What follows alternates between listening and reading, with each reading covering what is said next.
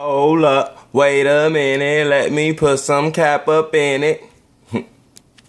Colin Kaepernick on social injustice, police, comparing police to runaway slave patrol. I'ma dive right in and I go by the name of Damian Harkless. Subscribe to your boy. Appreciate all my subscribers earlier.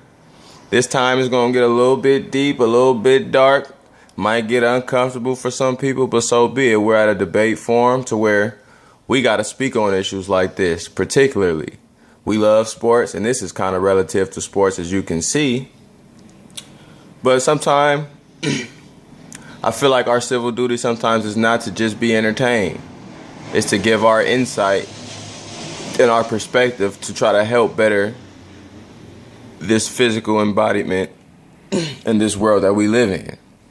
So Cap, let me read the statement in which he's facing ridicule right now. A system that perpetually condones the killing of people without consequence doesn't need to be revised. It needs to be dismantled in regards to the law enforcement of today in comparison to runaway slave patrol.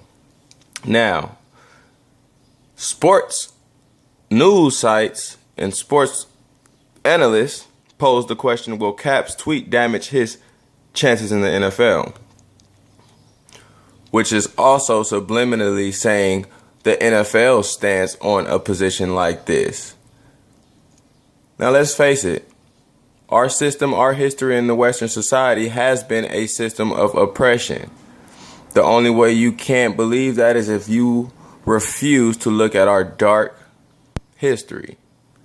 And when I say a dark history, it's the history of yesterday. Cap's whole initiative in taking a knee is due to social injustice that the police have been doing, killing unarmed black men, unarmed black people, period. People of color are going through suffrage. Cap's whole initiative wasn't to denounce a specific person, wasn't to discredit anybody. He hasn't even specifically spoken about one person in particular, but a system that keeps oppressing the people, and which is to me a fair analogy in regards to slave patrol. Think about slave patrolling a runaway slave, and the origin of that is the 1700s, to where making a runaway slave, that's something illegal. In fact, we love facts and we love scientific references. For all the scientists out there, it was a scientific fact that they deemed that a runaway slave was mentally ill. He had to be retarded to want to run away from his master and the privileges that master give him. Right? Drapetomania, look it up. So we have to understand where patrolling people even stems from. America has always patrolled minorities and people of color in inner city areas in order to keep them away from people not of color, which you have laws that, of course, prove that, segregation laws that prove they always wanted to keep people of color away from these areas and have a secluded suburban in which Negroes cannot get into. So to me, the comparison is fair. I just think we need to stop individualizing police and start generalizing the structure and the system. We're not talking about every person in the system. We know there's good cops. For peeps' sake, can y'all stop talking about the good fucking apples? We know that. But it's a gang of fucking bad apples because this system condones what has been happening. You're going to justify a murder due to what you believe is lawfully correct within the system. So it doesn't need to be revised. It's already been revised from slave patrol. It's now law enforcement who goes to minority areas and patrols and tries to incriminate them. And as a result, what do we get? Disproportionate crime rates in every statistical category you want to do. If I smoke weed as a black man at the same rate as a white man, quote unquote, I don't believe in black or white. These are concepts that Western society has created to make black and color inferior. So I just say this to be relative to this video. As a black person smoking marijuana, I am 4 times more likely to be incriminated because I'm being monitored, just like Slave Patrol was being monitored to not step out of line or you will be punished. Now, I know many people are going to take offense to this, especially because a lot of people have close ties to law enforcement and a lot of people have friends and family in law enforcement. By no means am I taking a stab at them unless they are hierarchy. Because in this Western society, right, we all play a part once we choose to live this Western society. As far as the indoctrination, the incrimination, like if you're teaching, your system is westernized and it's biased and it doesn't speak for people of color. You guys have to understand that. Cap right now is facing what I would consider and what I would perceive as a modern day lynching. It doesn't come with the noose in a tree anymore. It comes through media representation, slandering his character in every way possible. If you guys want to consider or talk about righteous acts, just look at what Cap has done in the previous year. Don't try to decipher and interpret yourself by what he said that he's a bad man. Look at what he's done.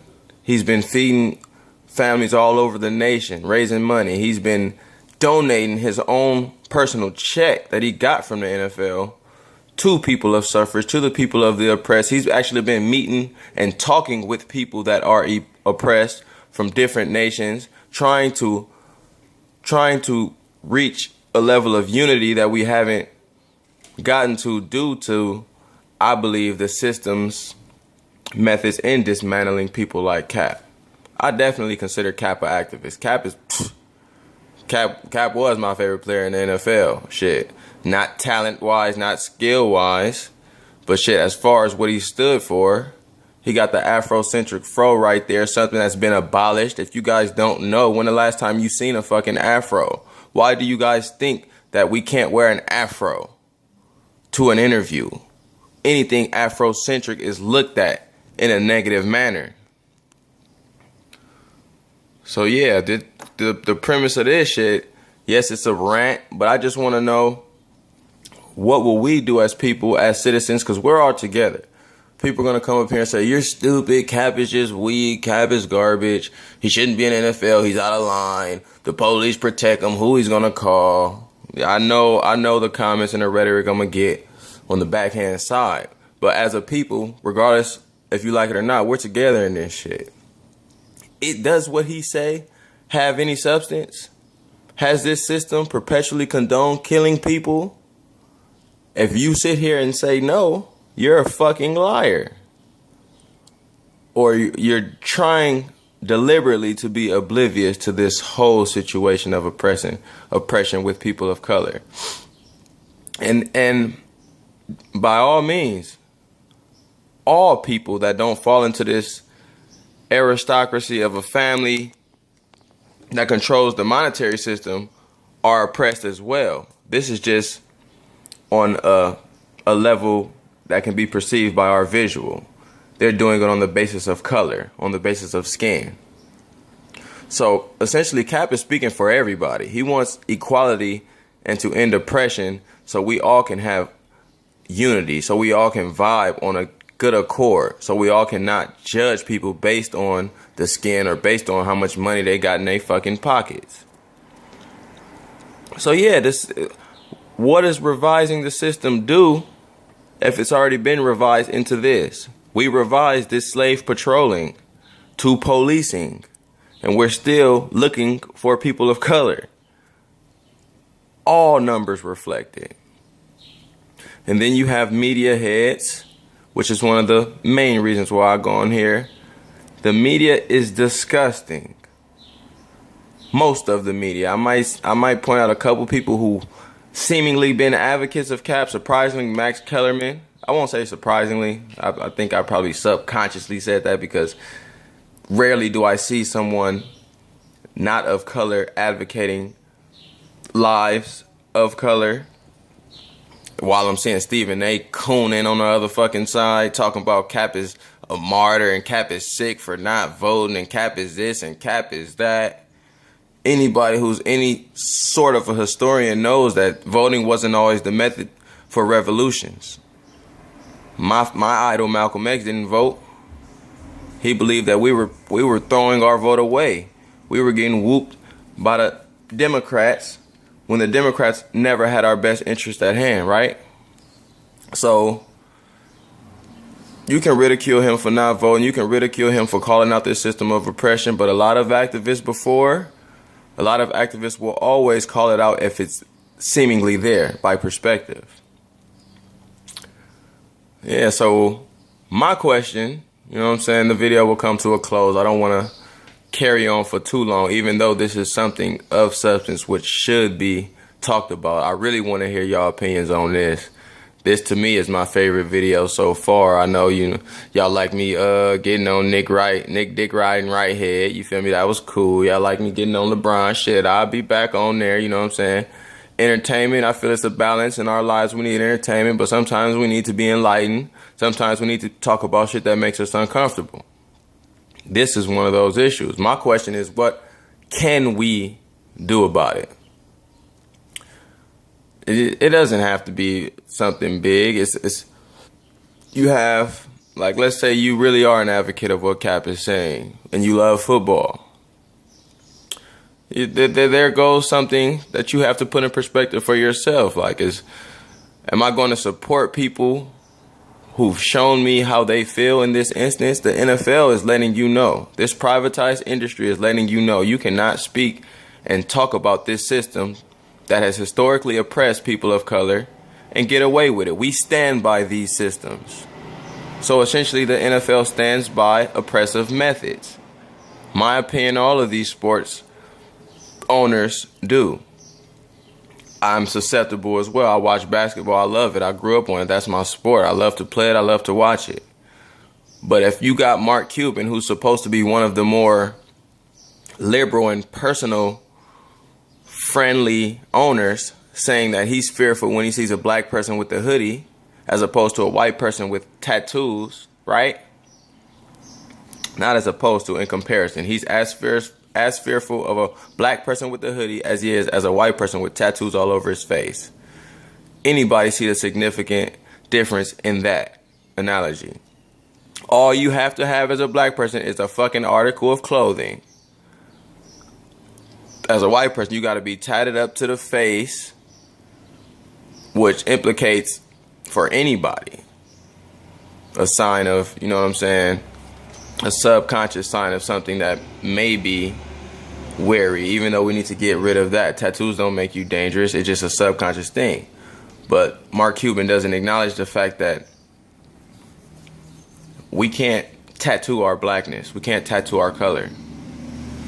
So I believe all of these systems at the core don't want to support lives of people of color. That they're in it for themselves. This is a financial industry.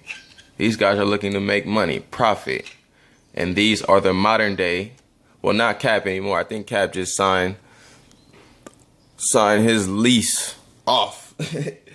He doesn't want to be a slave for the NFL anymore. So I'm happy for him, you know what I'm saying? I wish the best for him in the future. I want to know what y'all think about the media, man, and how they portraying this dude, and how you feel about the whole situation, and how you feel about policing and how they treat people of color in comparison to people not of color. You know what I'm saying? The Kaepernick saga.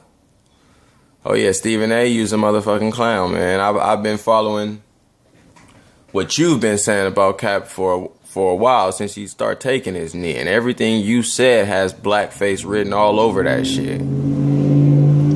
But that's what they do. They pay loud motherfuckers like you to represent us, even though you don't, rather than put on an activist, somebody who will speak for us. I'd rather Cap talk for us, bro. Real shit. But that's a whole separate thing, man. Damian Harkless, subscribe to me. Let me know what y'all think. We talking about Cap. We talking about police in comparison to their origin, which is slave patrol. And if it's sensible or not. Holla at me. Dang.